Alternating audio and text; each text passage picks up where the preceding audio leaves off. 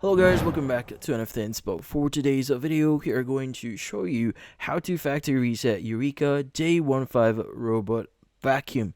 So, if you're interested, let's get started. So, first off, you might notice that there's a reset button on the vacuum.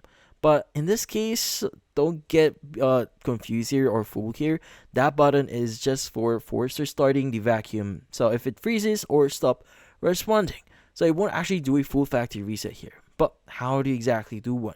Well, the first thing you want to do is you want to look for the power button, which is pretty easy to spot here. It's going to be in this section here and in this section here. So yeah, so as you can see, there's the small button here that you see here that has the power button on it.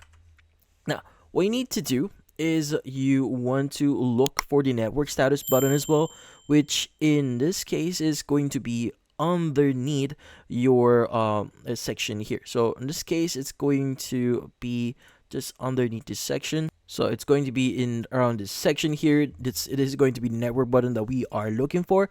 But yeah, so what you need to do is you want to hold them down together for about like 5 seconds until you hear a ding sound or any just saying ding notification that you might hear from the device itself. Now, once you hear the ding, you want to release these buttons and the vacuum will restart and reset itself to factory defaults. And that's about it. So, hopefully this video was able to help you. Like and subscribe to NFT Inspo. Thank you for watching.